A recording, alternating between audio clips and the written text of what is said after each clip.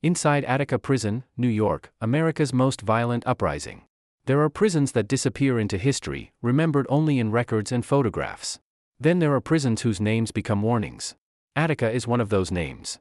For many Americans, it represents rage, rebellion, bloodshed, and one of the deadliest prison confrontations in modern history.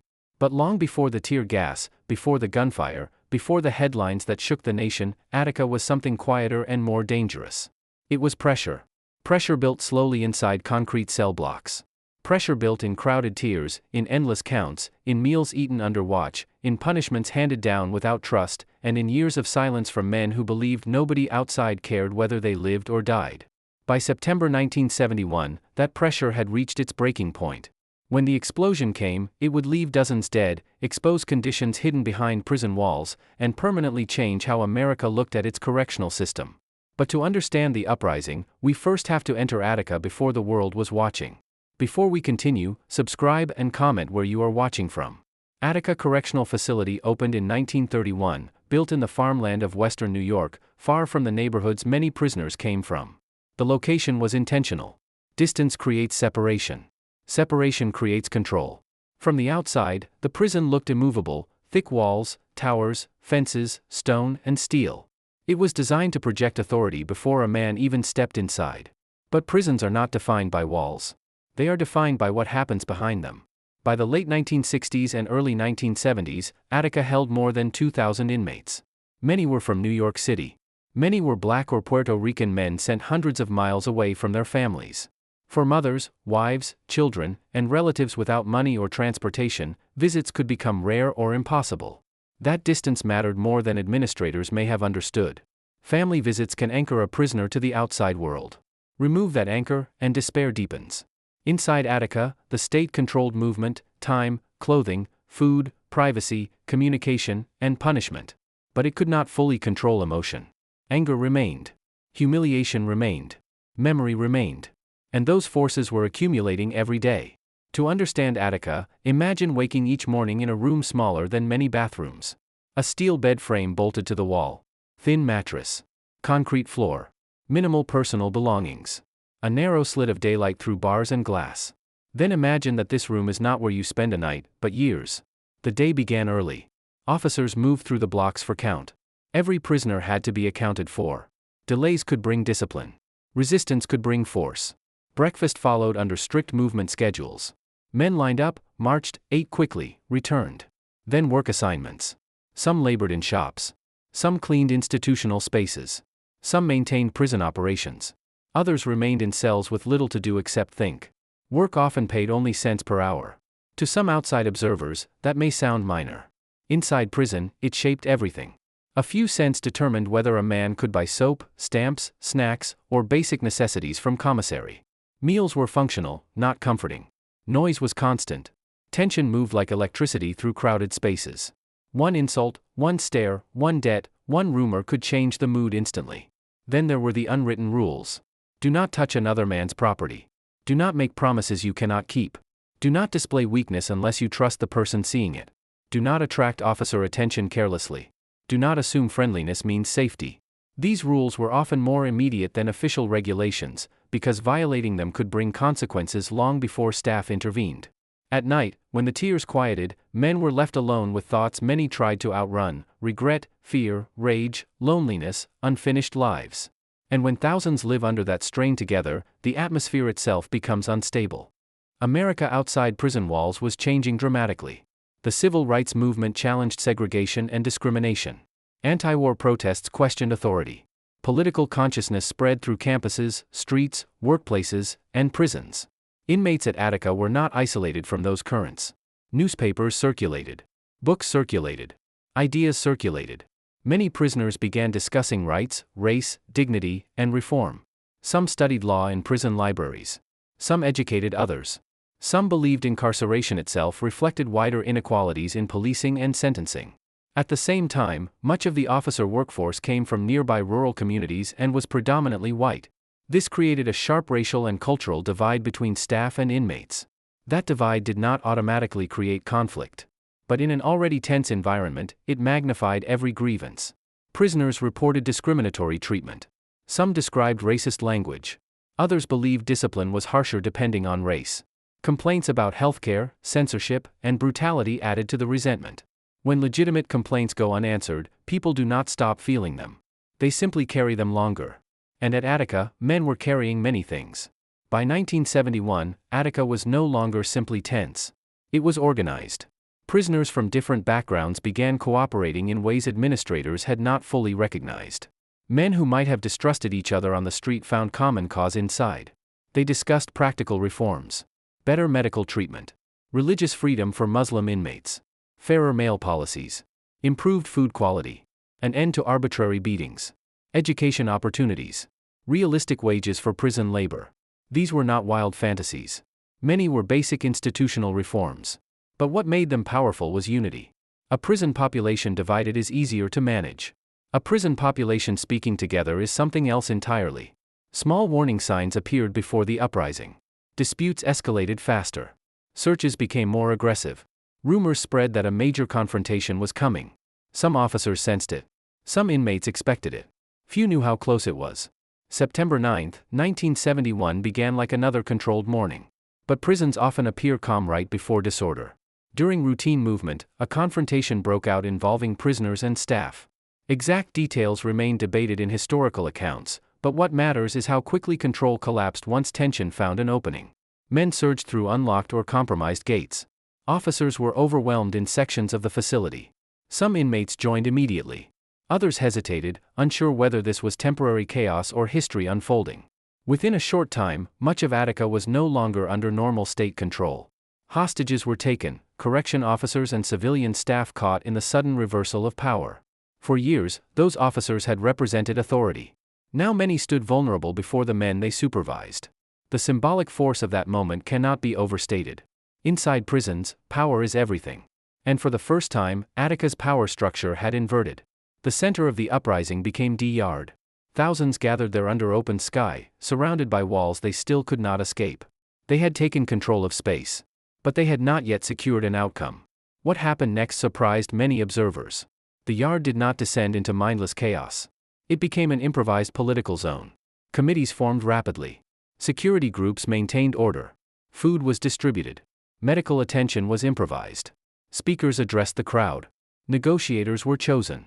Hostages were guarded, but many were also protected from random retaliation because inmates understood a critical truth: if hostages were harmed, the state response would likely be catastrophic. This was not a single-minded mob. It was thousands of men with different motives trapped in the same moment. Some wanted reform. Some wanted revenge.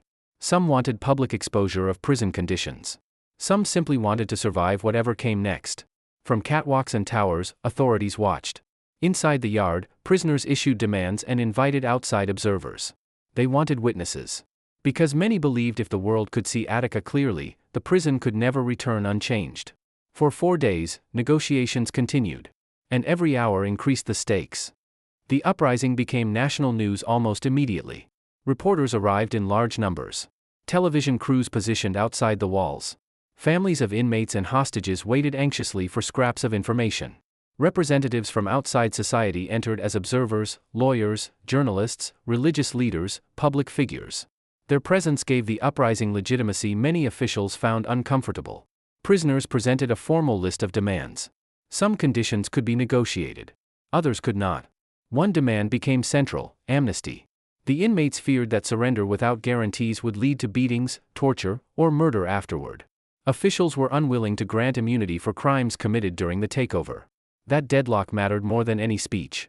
Because if prisoners did not trust surrender, then surrender became nearly impossible.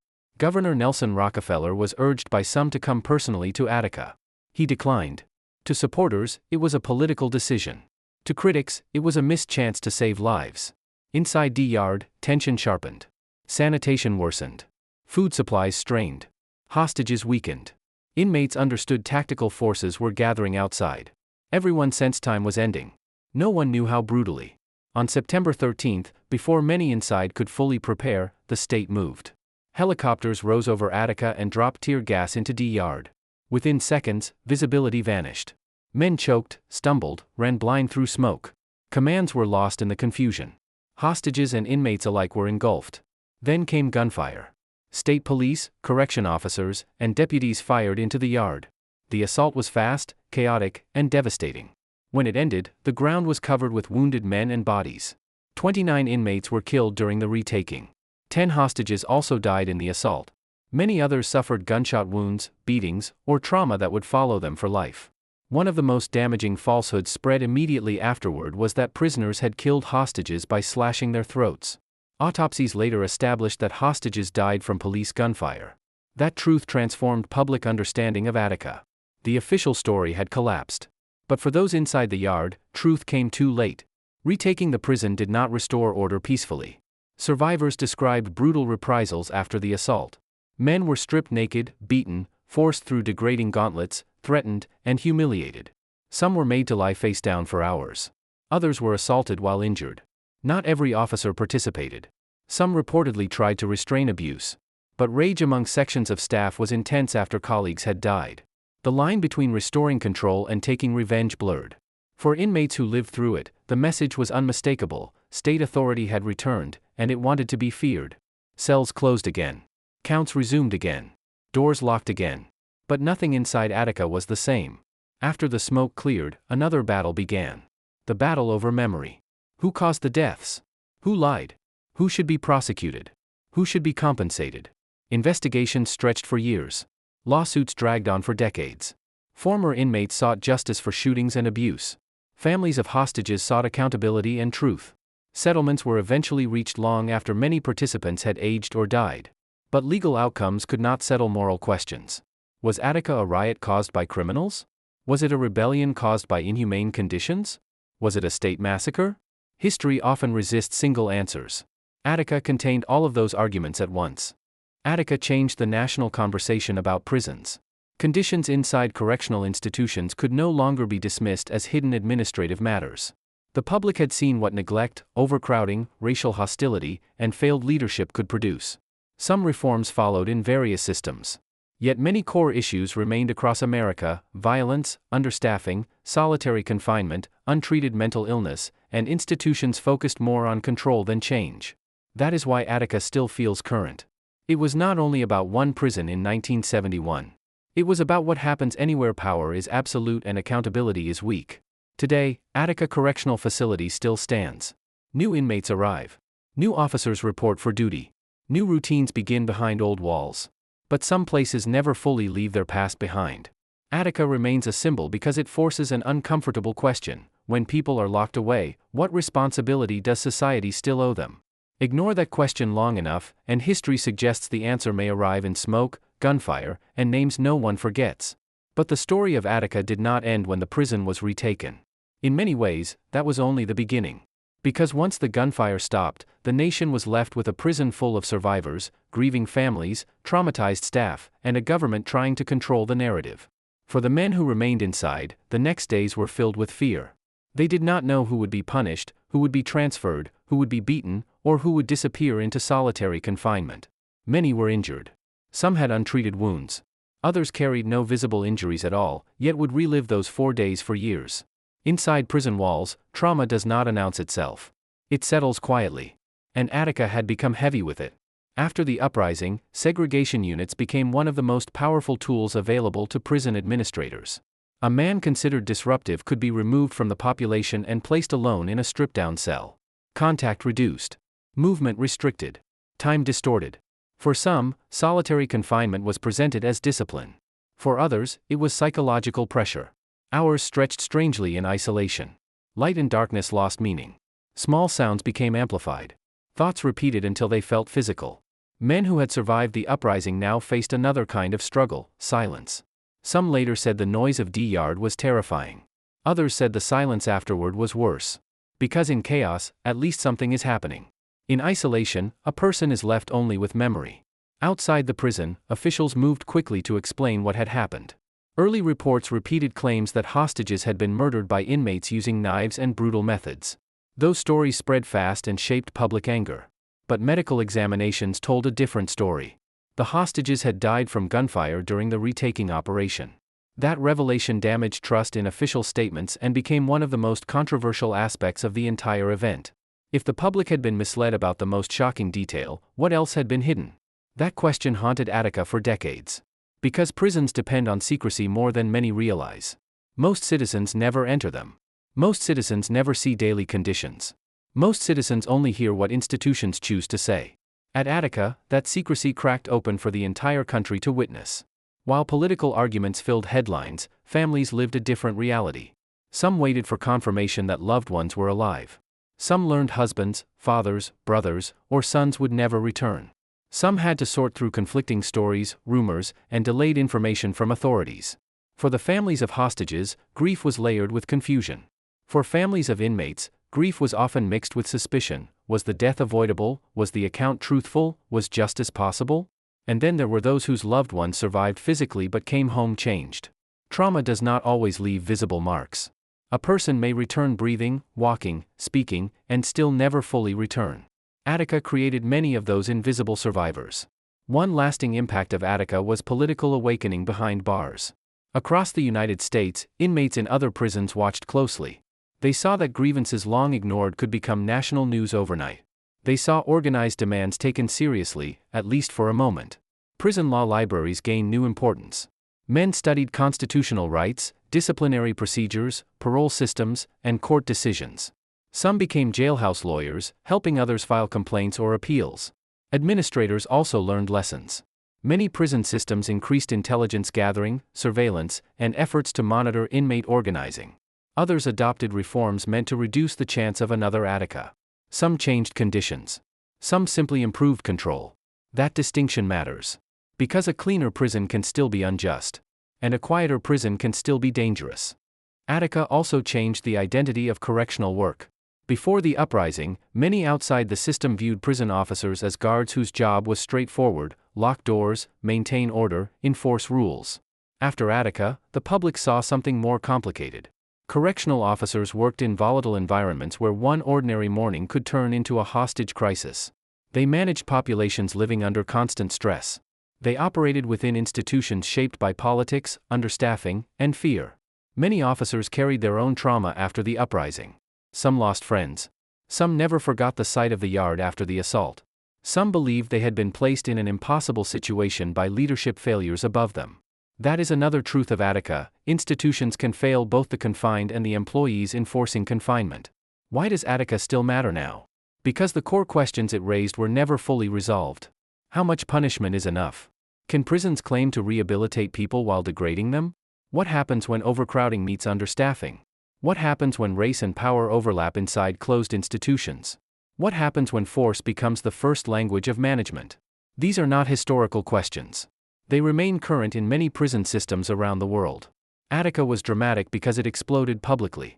Many other prisons experience quieter versions of the same pressure every day. No helicopters. No headlines. No cameras. Just tension accumulating where few people look. There is also a harder lesson hidden beneath the politics. Most prison crises are not created in a single day. They are assembled slowly through routine neglect. A denied medical request. A humiliating search. A grievance ignored. A policy enforced without fairness. A racial insult left unaddressed. A family visit made impossible. A mentally ill inmate untreated. None of these alone may trigger revolt. Together, over years, they create something combustible. That is what many people misunderstand about Attica. The uprising did not begin on September 9th. It began long before, in hundreds of smaller moments no headline ever covered. For survivors, memory became its own prison. Some former inmates spent decades recounting what they saw so the event would not be simplified or forgotten. Some former officers defended their actions to the end. Some families searched for closure that never fully came. History books can summarize dates and casualty numbers in a paragraph. But people carry events in fragments. The sound of boots in corridors. The smell of tear gas. A voice calling names during count. The silence after a door closes. Those fragments can last longer than any sentence written about them. Attica stands today as more than a prison. It is a warning carved into American history. A warning that institutions built only on fear eventually face resistance. A warning that secrecy protects abuse until exposure becomes explosive. A warning that once violence is unleashed inside closed walls, truth itself can become a casualty. And perhaps the most uncomfortable warning of all, societies often ignore prisons until prisons produce something impossible to ignore. Attica did exactly that. And decades later, the question it forced into public view still remains unresolved: what should justice look like once the gates close? Attica was more than a prison uprising. It was a moment that forced the world to look behind the walls and ask what justice truly means. If this story stayed with you, subscribe for more deep crime and prison documentaries.